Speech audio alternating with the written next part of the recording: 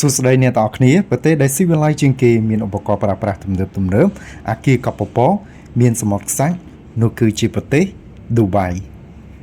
រីករាយស្វាគមន៍អ្នកទាំងអស់គ្នាថ្ងៃនេះខ្ញុំនឹងនាំអ្នកទាំងអស់គ្នាទៅមើលប្រទេសឌូបៃជាមួយនឹងខ្ញុំទាំងអស់គ្នាហើយរបៀបក្នុងការធ្វើដំណើរទៅប្រទេសឌូបៃតើយើងត្រូវការរៀបចំឯកសារអ្វីខ្លះហើយពេលទៅដល់តើអ្នកទាំងអស់គ្នាគួរទៅលេងនៅកន្លែងណាខ្លះវីដេអូនេះនឹងបង្ហាញទៅកាន់អ្នកទាំងអស់គ្នាតើធ្វើយ៉ាងដូចម្តេចទើបយើងអាចចំណាយអស់តិចនៅក្នុងប្រទេសដែលស៊ីវិល័យសូមតាមដាននៅវីដេអូនេះជាមួយនឹងគ្នាហើយបើពេញចិត្តសូមកុំភ្លេចជួយ Subscribe និងចុចរូបកណ្ដឹងដើម្បីទទួលបាននៅវីដេអូថ្មីៗបន្តទៀតដែរ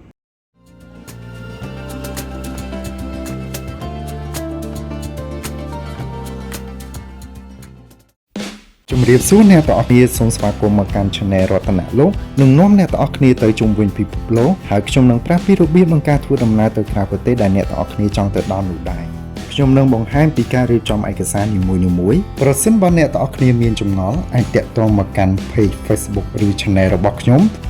នឹងប្រាប់ព័ត៌មានយ៉ាងច្បាស់ទៅកាន់អ្នកទាំងអស់គ្នាខ្ញុំមានទទួលកក់សំបុត្រយន្តហោះសន្តាគារឡានក្រុងទូកកាណូតរថភ្លើងកន្លែងដំណើរកម្សាន្តនិងទទួលធ្វើវីសាសម្រាប់អ្នកទាំងអស់គ្នាពេលធ្វើដំណើរទៅក្រៅប្រទេសនោះដែរ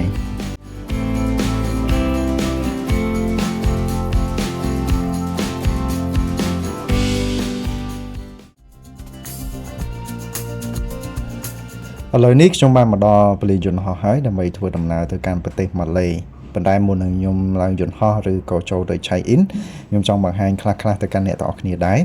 ទីមួយមុននឹងអ្នកទាំងអស់គ្នាទៅកាន់ប្រទេសឌូបៃពេលដែលយើងធ្វើដំណើរទៅកាន់ប្រទេសឌូបៃគឺត្រូវការមានវីសាគេហៅថាទឹកដីកាដែលបកប្រែជាភាសាខ្មែររបស់យើងដែរអញ្ចឹងខ្ញុំត្រូវធ្វើតាមអនឡាញហើយយើងនឹងទទួលបានប្រហែលជាមួយថ្ងៃទៅ3ថ្ងៃអញ្ចឹងយើងក៏បង់លុយតាមរយៈអនឡាញនឹងដែរទី2អ្នកទាំងអស់គ្នាត្រូវការកក់សំបុត្រយន្តហោះបន្តមកទៀតអ្នកទាំងអស់គ្នាត្រូវការកក់សន្តាគារដែលនៅក្នុងប្រទេសឌូបៃដែរសម្រាប់ការកក់សន្តាគារសំបុត្រយន្តហោះអ្នកទាំងអស់គ្នាគួរតែធ្វើជាច្រើនខែមុនទៅដូចជាពួកខ្ញុំបានទៅអញ្ចឹងខ្ញុំបានទិញសំបុត្រយន្តហោះហ្នឹងឬក៏កក់សន្តាគារអាចចឹងតិចក៏3ខែទៅ6ខែដែរដើម្បីមានតម្លៃធូរថ្លៃដែរហើយសម្រាប់ការធ្វើវីសាអ្នកទាំងអស់គ្នាអាចធ្វើមុនកន្លះខែឬក៏1ខែទៅហើយសម្រាប់ការកក់សន្តាគារហើយសំបុត្រយន្តហោះនិងការធ្វើវីសានោះអ្នកទាំងអស់គ្នាអាចទំនាក់ទំនងសួរព័ត៌មានតាមរយៈពួកខ្ញុំបានដែរហើយអាច comment នៅតាមរយៈ channel របស់ខ្ញុំឬក៏តាម page Facebook ក៏បានដែរឥឡូវនេះខ្ញុំបានទៅ check in check អីហើយយើងក៏បានទៅដល់ gate ហើយក៏បានចូលទៅក្នុងយន្តហោះទៅកាន់ប្រទេសម៉ាឡេមូលហេតុដែលពួកខ្ញុំឆ្លងកាត់ទៅកាន់ប្រទេសម៉ាឡេគឺសម្បត្តិយន្តហោះចូលទៅកាន់ប្រទេសម៉ាឡេហើយធ្វើដំណើរទៅកាន់ឌូបៃមានតម្លៃធូរថ្លៃគឺយើងងាយស្រួលក្នុងការធ្វើដំណើរចំណាយអស់តិចដែរ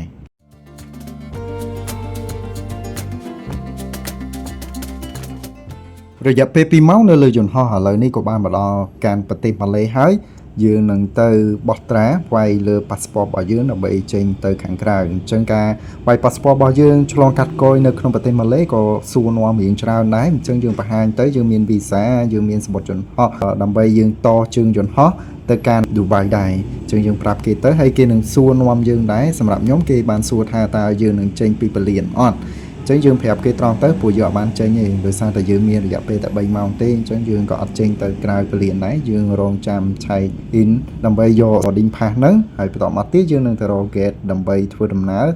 ទៅកាន់ប្រទេសឌូបៃដែរ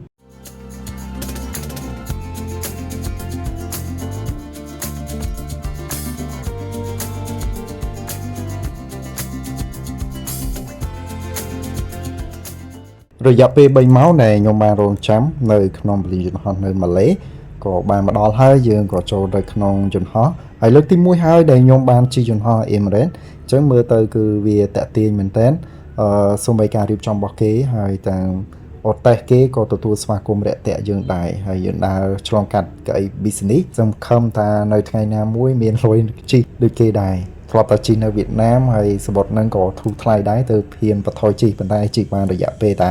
2ម៉ោងទេសេវាកម្មរបស់គេរឹតតែល្អទៀតដែរឥឡូវកំពុងតែរកមើលកៅអីមកលេខរបស់យើងហ្នឹងតាមសបុត boarding pass ដែលយើងបានទទួលបានអញ្ចឹងយើងត្រូវអង្គុយឲ្យចំកៅអីរបស់យើងអក្សររបស់យើងដែរហើយនៅកៅអីរបស់គេហ្នឹងក៏មាននៅ screen ដើម្បីយើងអាចទស្សនារឿងផ្សេងៗឬក៏មើលនៅការហោះហើរហើយវា load ឲ្យយើងឃើញថាហោះដល់ណាអីដល់ណាយើងអាចចុះមើលបានដែរ អ ចាឥឡូវនេះសូមតាមដាននៅក្នុងយន្តហោះនេះជាមួយនឹងគ្នាថាវាមានអីតាក់ទាញខ្លះដែរ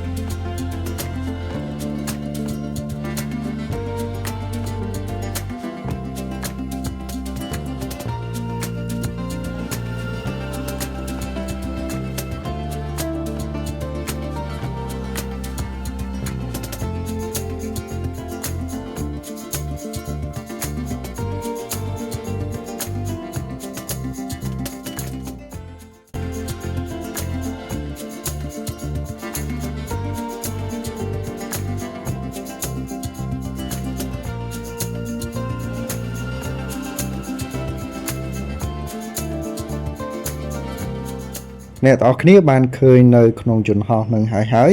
បន្តិចទៀតគេនឹងទទួលអាហារឲ្យយើងញ៉ាំអញ្ចឹងមុននឹងគេទទួលអាហារឲ្យយើងគេចែកกระดาษឲ្យយើងกระดาษនេះគឺមិនមែនกระดาษឲ្យយើងកំង free ទេណាបងប្អូនគឺយើងត្រូវការគិតលុយបន្ថែមដែរ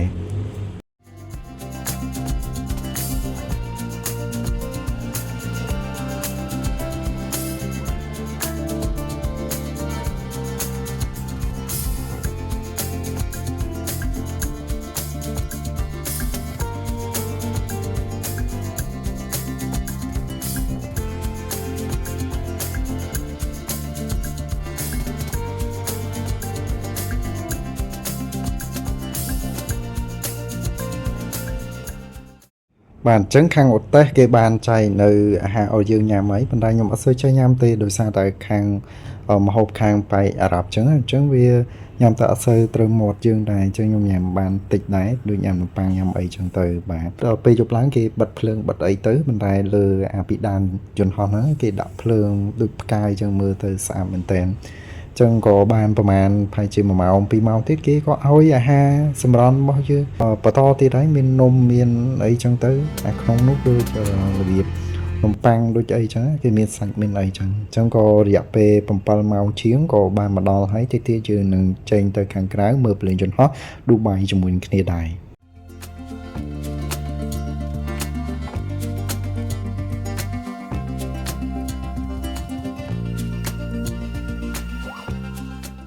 ពេលមកដល់ពលានឌូបៃមកឃើញស្អាតមែនទែននៅក្នុងពលានរបស់គេហ្នឹងហើយពេលដែលយើងចូលទៅកយរបស់គេបានបោះត្រាបោះអីហើយគេថែតាស្រុកអ្នកមានគេឲ្យស៊ីមយើងប្រើ free ទៀតហើយស៊ីមរបស់គេហ្នឹងអាចប្រើលេងអ៊ីនធឺណិតបានរយៈពេល24ម៉ោងដែរអញ្ចឹងងាយស្រួលបើយើងទាំងអស់គ្នាអត់ទាន់បានទិញស៊ីមឬក៏ទិញស៊ីម travel អីងាយស្រួលយើងអាចដាក់អាហ្នឹងទៅយើងអាចហៅតាក់ស៊ីឬក៏យើងចង់ប្រើអ៊ីនធឺណិតឆែកមើលមែនឆែកមើលអីក៏ងាយស្រួលដែរអញ្ចឹងពេលបានទៅយកវ៉ាលីយកអីហើយអស់ហើយក៏មកចំណតអតិភ្លើងដើម្បីជីកទៅកន្លែងដែលយើងគេងដែរបាទនេះចំណតអតិភ្លើងនៅម្ដុំកន្លែងដែលខ្ញុំគេងអញ្ចឹងឥឡូវកំពុងតែធ្វើដំណើរទៅកន្លែងអូតែលតែខ្ញុំត្រូវគេងដែរពេលទៅដល់អូតែលយើងបានឆែកអ៊ីនឆែកអីហើយអស់ដាក់អាវ៉ាន់ដាក់អីហើយក៏ទៅរកអីញ៉ាំនៅម្ដុំហ្នឹងដែរនេះជាអូតែលដែលខ្ញុំបានគេងបាទតម្លៃដែរធូរថ្លៃដែរអញ្ចឹងម្នាក់ទាំងអស់គ្នាពេលទៅលេងឌូបៃឬក៏ទៅលេងតាមបណ្ដាប្រទេសផ្សេងៗហើយចង់កក់សន្តាគារអីអាចទំនាក់ទំនងតាមរយៈ page ឬក៏ channel របស់ខ្ញុំឬក៏ comment សួរព័ត៌មានតាមរយៈវីដេអូមួយនេះដែរបន្ទាប់មកក៏រៀបចំអវ៉ាន់គេងហើយដើម្បីយកកម្លាំងដើរនៅថ្ងៃទី2នៅឌូបៃបាទឥឡូវនេះបានព្រឹកព្រលឹមឡើងហើយកំពុងតែចេញពីកន្លែងហូតែលគឺពួកខ្ញុំត្រូវការយកអវ៉ាន់យកអីដើម្បីទៅគេងនៅកន្លែងហូតែលមួយទៀតដែរអញ្ចឹងយើងគេងហូតែល2នៅឌូបៃនឹងពួកយើងនៅ2យប់ដែរបាទហើយនេះជាតែទៅដោះគោរបស់គេបើគិតជាតម្លៃដូចជា1000រៀលលុយខ្មែរយើងអីទេហើយឆ្ងាញ់មែនតើបងប្អូនព្រឹកព្រលឹមឡើងចឹងបើយើងបានតែទៅដោះគោញ៉ាំនំប៉័ងញ៉ាំអីពេលព្រលឹមឡើងហ្នឹងក៏ ឆ្ងាញ់មួយយ៉ាងដែរហើយតែរបស់គេគឺរសជាតិប្លែកមែនទែនឆ្ងាញ់អាចទទួលយកបានឥឡូវកំពុងតែធ្វើដំណើរទៅកន្លែងចំណតអាទិភ្លើងរបស់យើងចេញពីយប់មិញហ្នឹងបាទឆៃអ៊ីននៅថ្ងៃទី2ហើយដល់បានអីហើយអស់យើងក៏មកចំណតអាទិភ្លើងដើម្បីធ្វើដំណើរទៅកន្លែងដើរលេងទី1ជាមួយខ្ញុំទាំងអស់គ្នាដែរ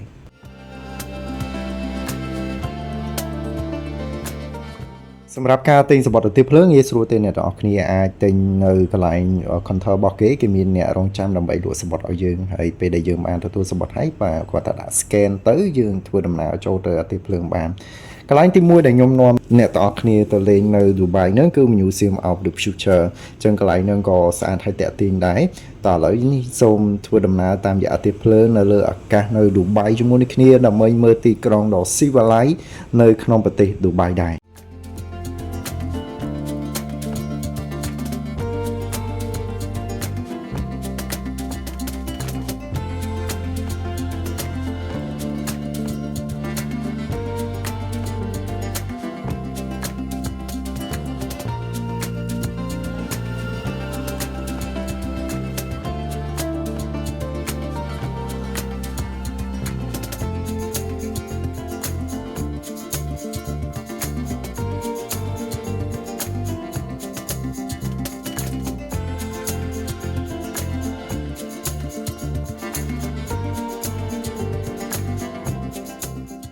សម្រាប់ការជិះអាទិភ្លើងប្រហែលជា20នាទីទៅ10នាទីក៏បានមកដល់នៅកន្លែងដែលចំណតដែលយើងត្រូវការចេញមូលហេតុដែលខ្ញុំជ្រើសរើសជិះអាទិភ្លើងគឺតម្លៃវាធូរថ្លៃជាងយើងជិះតាក់ស៊ីអញ្ចឹងជិះតាក់ស៊ីយើងថ្លៃដែរព្រោះស្រុកអ្នកមានអញ្ចឹងជិះអាទិភ្លើងគឺចំណាយអស់តែ$1ឬក៏$1កន្លះទេមកដល់កន្លែងដែល Museum of the Future ហ្នឹងហើយអញ្ចឹងយើងក៏ដើរទៅមានសញ្ញាព្រួយដើម្បីគេចូលប្រាប់ផ្លូវហ្នឹងគេបានបិទផ្លូវដើម្បីប្រហែលជាចំជាថ្ងៃគេឈប់សម្រាកអញ្ចឹងក៏មានគេបណ្ណាំងកង់ឬក៏ជីកកង់លេងអីចឹងទៅអញ្ចឹងក៏ថតរូបថតអីលេងនៅតាមផ្លូវហ្នឹងមើលស្ពានអាកាសអាទិភ្លើងរបស់គេហើយក៏ធ្វើដំណើរទៅកន្លែង Museum of the Future ហ្នឹងទៅកន្លែងហ្នឹងគឺបងប្អូនអើយថតបានតែបានផ្លែតទេអញ្ចឹងប៉ូលីសអីគេមកហាមឃាត់អត់លែងឲ្យយើងថតហើយព្រោះប្រហែលជាថ្ងៃហ្នឹងគឺមានកម្មវិធីអីចឹងទៅអញ្ចឹងគឺអត់ចង់ចូលទៅខាងក្នុងនឹងទេប៉ុន្តែបើអ្នកទាំងអស់គ្នាមានពេលអាចចូលទៅក្នុង Museum of the Future ហ្នឹងទៅយើងទិញសំបុត្រចូលទៅកន្លែងហ្នឹងគេមានដូចជាគេតាំងសារមន្ទីរអវកាសអីចឹងដូចនៅក្នុងភពក្រៅអីចឹងទៅមានហើយមើលទៅតំណងឲ្យចាប់អារម្មណ៍មែនតើចឹងបើអ្នកទាំងអស់គ្នាមានឱកាសអាចចូលទៅខាងក្នុងហ្នឹងដើម្បីមើលដោយសារតែខ្ញុំមានពេលតែមួយថ្ងៃពេញទេដើរលេងនៅ Dubai អញ្ចឹងខ្ញុំទៅកន្លែងតែសំខាន់ទៅ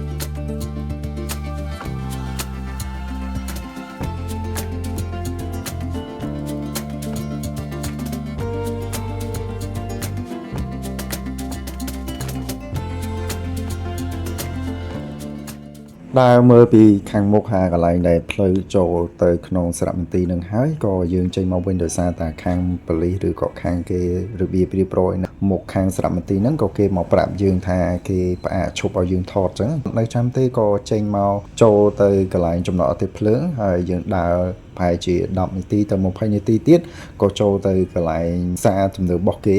បាទនៅក្នុងអាគារហ្នឹងគឺពិតជាមានគេលក់អបានលក់អីច្រើនមែនទែនហើយក្នុងផ្សារទំនើបរបស់គេក៏គេតុបតែងមើលទៅស្អាតការចាប់អារម្មណ៍ជាខ្លាំងនៅក្នុងផ្សារទំនើបរបស់គេដែរអញ្ចឹងតោះឥឡូវចូលទៅក្នុងផ្សារទំនើបជាមួយនឹងគ្នាថាផ្សារទំនើបនៅ Dubai វាមើលទៅចាប់អារម្មណ៍យ៉ាងម៉េចហើយអ្នកទាំងអស់គ្នាឃើញអត់សូវមានមនុស្សហ្នឹងគឺដោយសារតែព្រឹកពេកអញ្ចឹងក៏អត់សូវមានមនុស្សដែរប៉ុន្តែដល់ពេលដល់ម៉ោងញ៉ាំបាយគឺមានមនុស្សច្រើនមែនតើទៅទៀតខ្ញុំនឹងនាំអ្នកទាំងអស់គ្នាទៅញ៉ាំអីនៅក្នុង Dubai តើពួកខ្ញុំញ៉ាំអីគេនៅក្នុងផ្សារទំនើបនឹងដែរ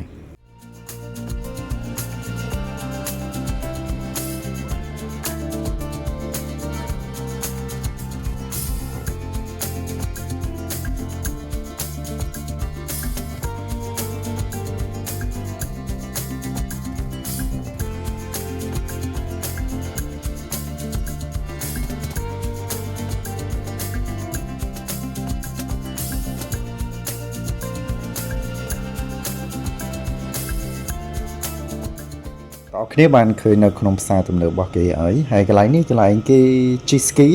ឡូវគេកំពុងតែសម្អាតប្រហែលជាពេលថ្ងៃឬក៏ពេលល្ងាចមានគេលេងហើយបណ្ដាថ្ងៃដែលខ្ញុំទៅពេលព្រឹកហ្នឹងគឺអត់ទាន់មានគេលេងទេហើយខ្ញុំមកទីតាំងនៅកន្លែងហ្នឹងគឺដើម្បីមកមើលអាទឹកជ្រោះធ្លាក់ហើយគេធ្វើរូបសិប្បនិមិត្តដែលមានដូចរបៀបមនុស្សលោតចុះមកពីខាងក្រោមកន្លែងហ្នឹងក៏ល្បីមួយយ៉ាងដែរនៅក្នុងទំនើបហ្នឹងអញ្ចឹងក៏មកថតរូបថតអីលេងនៅកន្លែងហ្នឹងដើម្បីយកវីដេអូឬក៏រូបភាពបង្ហាញទៅកាន់អ្នកទាំងអស់គ្នាដែរ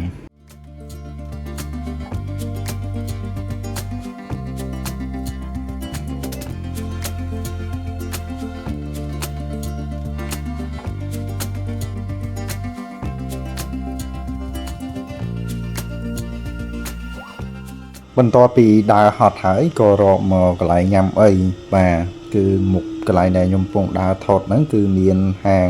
ស៊ុបស៊ីឈွန်មួយហើយទៅចំថ្ងៃហ្នឹងគេមានកដោមានអី free ច្រើនមែនទែនហើយម្នាក់ដូចជា$10ជាងបើយើងគិតទៅព្រោះយើងញ៉ាំ3នាក់ទៅ$30ជាងដែរហើយអាហ្នឹងដូច buffet ស៊ីឈွန်អញ្ចឹងយើងជ្រើសរើសបានតាមចិត្តរបស់យើងមានទឹកជ្រលក់បើយើងអត់ចេះយើងអាចឲ្យអ្នកដែលគាត់រត់តុកនៅហ្នឹងគាត់លាយគ្រឿងឲ្យយើងក៏បានដែរហើយគ្រប់ផ្លែឈើទាំងអស់យើងអាចយកញ៉ាំបានតាមចិត្តគឺដឹងតែគេគិតដូច buffet អញ្ចឹងក្នុងម្នាក់ប្រមាណហើយម្នាក់ប្រមាណអញ្ចឹងទៅអីដែលគេត្រូវការគិតបន្ថែមដូចជាសាច់ដូចជាអីប៉ុន្តែអាគ្រឿងផ្សំឬក៏ផ្លែឈើអីហ្នឹងគឺគេអត់ឆាចតម្លៃទេយើងញ៉ាំបានតាមចិត្តអញ្ចឹងថ្ងៃហ្នឹងគឺខ្ញុំញ៉ាំក្រូចញ៉ាំប៉ោមញ៉ាំអីបានច្រើនមែនតើហើយពេលចប់ក៏គេមានកដោមានអីឲ្យយើងទៀតដូចស្ករគ្រាប់អីចឹងឲ្យមកយើងដែរហើយគេថតរូបថតអី free ទៀតណាឲ្យយើងទុកធ្វើជាអនុស្សាវរីយ៍បានចាឥឡូវនេះបានហើយគឺស៊ុបស៊ីឈွန်អញ្ចឹងយើងយកមានរសជាតិ2មួយតុងយ៉ាំមួយស៊ីឈွန်របស់គេហ្មងអញ្ចឹងនៅពេលដែលញ៉ាំគឺគ្រឿងរបស់គេដិតមែនតើធ្លាប់តែញ៉ាំនៅខ្មែររបស់យើងគ្រឿងល្មមទេប៉ុន្តែនៅហ្នឹងគឺស៊ីឈွန်របស់គេគឺចំហាងពេញមាត់មកគឺហឹលខ្លាំងមែនតើហើយសំទឹកជ្រលក់របស់គេគឺអត់ដូចនៅខ្មែរយើងអញ្ចឹងchứ nhằm bàn hiện tịch đại tê được sao tại vì hở bàn để chỉ hàng đại nhôm bàn châu để nhằm chứ nhằm ấy rủi ro hái miên cầm làng hái và dương thua đầm nào tới cả lại mùi tiệt đại nhằm ấy hái miên cầm láng có tới cả lại đà lên tí pí nơi Dubai cứ là kia bớt Khalifa đại rồi bảy chân kế nơi Dubai các lúc muốn là kia nó cứ buộc chân kế nơi là bị poplo bàn tay lời nít cứ miền Ả Kia xem tiền là tham giaประเทศ đại kia Campuchia chiên nơi Ả Kia bớt Khalifa là ngày ta nè thọ kia mơ khơi dòng bài tái cà phê đại nhôm khơi tam dạ đại kia po ruk rồi có bằng hai ruk nơi tam social media ấy cứ mơ tới cứ chập rộng mình tên bên sau nơi pe đại miền cầm thì bon rồi có miền ấy chẳng kia miền băng cầm chui rồi có miền phượng LED nơi tam dạ kia nâng chân hay bài chơi cái lại tật đại nhôm cầm phong tại đá tới nó cứ phải chỉ cái miền băng tật băng ấy cứ sàn bàn tay quay đại nhôm tới cứ mơ tới hiện thọ mà đá tới được sao ta vì đời xa từ dương miền khơi kịp xem người ta mà đạp tết xem có mưa tới cho lòng được này đại đầu pe tại đó tì tăng này cái lại những cơ mưa tới vì khoa mà đang đáy đời xa tại vì pe ngày hỏi chẳng có thao rút hiệp xem bằng hai cái nẹt thọ này tha kia đại dương pe tại khơi to ta nẹt thọ này cận mạch đáy nơi kia Dubai bờ Khalifa nắng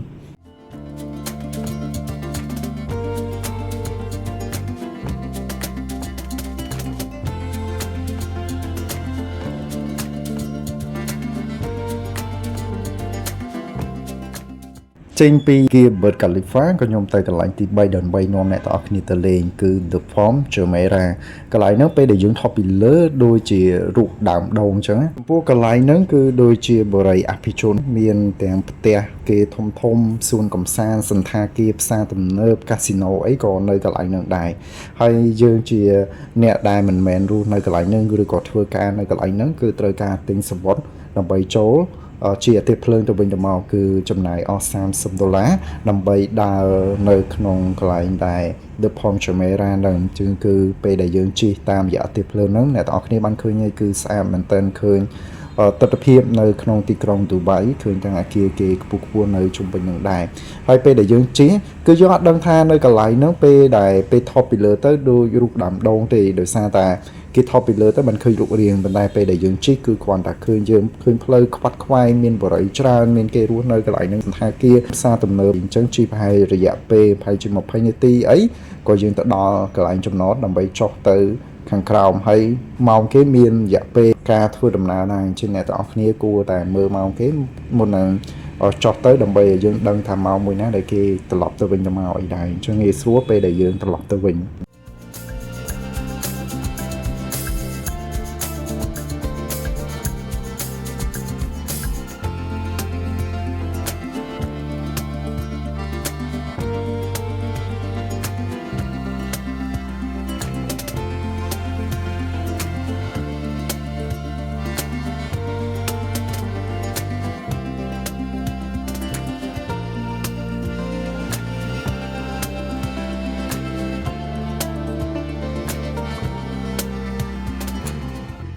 ជីប្រហែលជា20នាទីក៏បានមកដល់ហើយឥឡូវនេះយើងកំពុងតែចុះទៅថតនៅផែរបស់គេមានឆ្នេរមានអីចឹងទៅកន្លែងហ្នឹងគឺមាន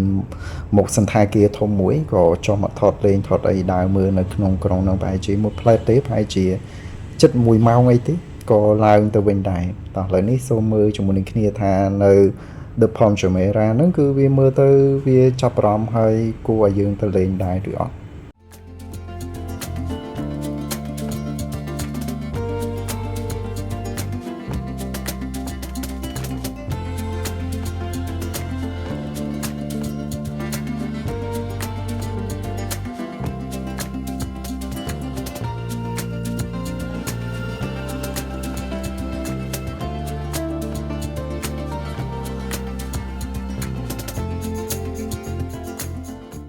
បន្ទាប់ពីដើរលេងនៅ The Palm Jumeirah ហ្នឹងហើយក៏ឡើងអាទិត្យភ្លើងត្រឡប់មកចូលនៅក្នុងក្រុងវិញចាំម្នាក់ទាំងអស់គ្នាទៅកន្លែងហ្នឹងសូមពាក់មួកពាក់អីដែរព្រោះវានៅហ្នឹងរៀងក្តៅដែរថ្ងៃដែលខ្ញុំទៅគឺខែ11ឥឡូវនេះឡើងមកបានមកខាងមុខថតផ្លូវដើម្បីបង្ហាញទៅកាន់អ្នកទាំងអស់គ្នាអញ្ចឹងនៅកន្លែងហ្នឹងមានរបៀបផ្ទះវិឡាផ្ទះល្វែងឬក៏ condo apartment ហ្នឹងនៅកន្លែងហ្នឹងមានដែរចា៎នេះខ្ញុំនឹងបង្ហាញទៅកាន់អ្នកទាំងអស់គ្នាផ្លូវពេលដែលអាទិត្យភ្លើងរបស់គេបានបើកបរនៅលើផ្លូវស្ពានអាកាសអាទិត្យភ្លើងរបស់គេយ៉ាងម៉េចបង្ហាញទៅកាន់អ្នកទាំងអស់គ្នាអញ្ចឹងបន្តិចទៀតខ្ញុំនឹងបង្ហាញកន្លែងទី4ដែលខ្ញុំនឹងនាំអ្នកទាំងអស់គ្នាទៅដែរ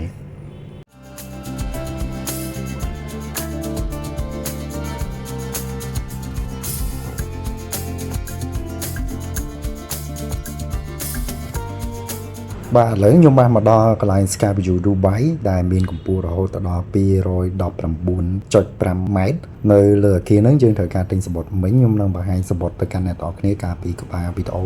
គឺតម្លៃសំបុត្រដូចជា$30ដែរហើយបើរួមទាំងយើងជិះអាល្អលនោះអីទីក៏ថែមលុយ add ពីលើដែរប៉ុន្តែបើអ្នកទាំងអស់គ្នាអត់ចង់ជិះអាឡែងល្អលកន្លែងនេះគឺយើងត្រូវការ add តម្លៃបន្ថែមទៀតប៉ុន្តែបើអ្នកទាំងអស់គ្នាចង់ទិញសរុបក៏បានដែរតែដោយសារតែអ្នកដែលគាត់លក់សំបុត្រអត់ប្រាប់ព័ត៌មានរបស់យើងច្បាស់ចឹងអញ្ចឹងតាមពិតយើងចង់ជិះនៅកន្លែងនេះប៉ុន្តែបើអ្នកទាំងអស់គ្នាខ្លាចឬក៏អត់ចង់ជិះទេក៏អត់អីដែរតែដោយសារតែយើងចង់មកថតអាគារនេះអញ្ចឹងកន្លែងផ្សេងគឺយើងអត់អាចថតអាគារនឹងបានទេហើយក៏កន្លែងថតហ្នឹងក៏មានពេលវេលាសម្រាប់ការថតដែរអត់ឲ្យយើងថតយូរដែរអញ្ចឹងឥឡូវនេះខ្ញុំបានមកដល់នៅកន្លែងហ្នឹងហើយក៏យើងបានទិញសំបុត្រទិញអីរួចរាល់ហើយក៏ថតរូបថតអីលេងនៅកន្លែងហ្នឹងសិនបន្ទាប់ទៀតខ្ញុំនឹងបង្ហាញការជិះល្អលគេមានថតរូបថតអីបណ្ដាយតម្លៃរូបថតនៅកន្លែងហ្នឹងគឺថ្លៃមែនទែនរហូតដល់$30ក្នុងរូបមួយស្លឹកដែរគេពេលដែលយើងជិះល្អលទៅគេថតរូបឬក៏ពេលដែលយើងដើរនៅកន្លែងស្ពានរបស់គេហ្នឹងដូចជាស្ពានកញ្ចក់អញ្ចឹងហើយមើលឃើញធ្លុះទៅដល់ផ្លូវនៅខាងក្រោមអញ្ចឹងគេគិតតម្លៃយើងគឺ$30នេះបងប្អូនឃើញខ្ញុំជិះទៅហ្នឹងគឺអាហ្នឹងគឺយើងត្រូវទិញសំបុត្រ add បន្ថែមដែរ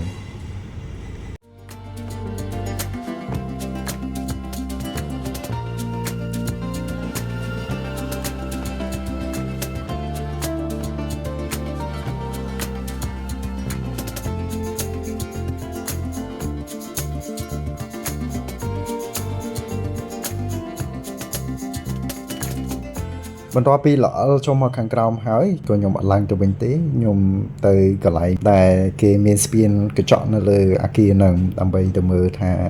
វាខ្ពស់មកអញ្ចឹងទីទៀតខ្ញុំបង្ហាញទៅកាន់អ្នកទាំងអស់គ្នាបាទឥឡូវកំពុងតែដើរនៅខាងលើហើយប៉ុន្តែបើអ្នកទាំងអស់គ្នាខ្លាចគេមានកន្លែងដូចជាភ្នំតសគេសអ្នកទាំងអស់គ្នាអាចដើរនៅលើនឹងបានដែរតែដោយសារតែយើងទិញសំបុត្រគឺដើម្បីដើរនៅលើស្ពានកញ្ចក់នឹងបានអញ្ចឹងកុំឲ្យខាតខ្លាចមិនក៏ដោយតាំងចិត្តយើងដើរ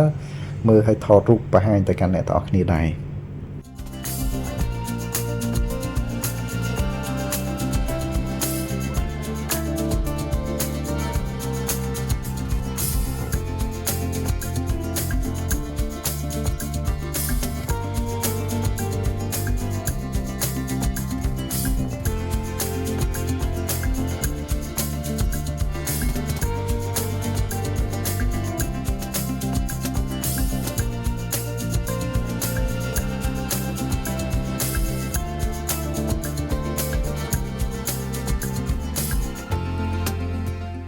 ដើរមើលអីហើយអស់ក៏ធ្វើដំណើរទៅកាន់អូតែដើម្បីគេងយកកម្លាំងនៅថ្ងៃទី3យើងនឹងបន្តដំណើរកំសាន្តនៅឌូបៃបន្តទៀតមុនយើងទៅពលីយន្តហោះធ្វើដំណើរទៅកាន់ប្រទេសអេស៊ីបវិញម្ដងអញ្ចឹងឥឡូវនេះយើងក៏ធ្វើដំណើរតាមរយៈទីភ្លើងបន្តទៀតមកកាន់កន្លែងពហិរបស់គេប៉ុន្តែដោយសារគេមានការជួសជុលអាហ្នឹងជាពហិចំណាស់មួយនៅក្នុងប្រទេសឌូបៃដែរអញ្ចឹងក៏មើលឲ្យគេបិទឲ្យគ្នាបានថតរូបអីទេដោយសារតែគេមានការជួសជុលនៅកន្លែងហ្នឹងអញ្ចឹងក៏ធ្វើដំណើរដើរថ្មើរជើងទេអត់មានជិះតាក់ស៊ីអត់មានអតិភ្លើងអីជិះទេគឺអញ្ចឹងយើងត្រូវការដើរទៅកន្លែងដែលគេមានកំពង់ផែទៅថតរូបថតអីលេងហើយក៏ទៅរកអីញ៉ាំនៅម្ដុំហ្នឹងដែរពេលដើរមកក៏មើលឃើញនៅតំបន់ហ្នឹងគេធ្វើដូចរបៀបអាគារធ្វើដូចពីដីដូចពីអីចឹងប៉ុន្តែមិនមែនជាដីទេគេធ្វើពីសំងប៉ុន្តែគ្រាន់តែគេលាបពណ៌ឲ្យមើលទៅដូចជាដីដូចការពីសម័យបុរាណរបស់គេចឹងនេះមកដល់កំពង់ផែហើយបាទគឺកំពង់ផែរបស់គេមានអីមើលទៅតំណងតាគ្រាន់តែហាងកាហ្វេហាងអីគេអត់ទាន់បើកទេដោយសារតែព្រលឹមពេកអញ្ចឹងដោយសារតែយើងមកពេលព្រឹកគឺយើងនៅសល់ពេលតែកន្លះថ្ងៃទេអញ្ចឹងយើងត្រូវធ្វើដំណើរទៅកាន់ពលីយន្តហោះឲ្យធ្វើដំណើរទៅប្រទេសផ្សេងទៀតដែរអញ្ចឹងក៏ចូលមក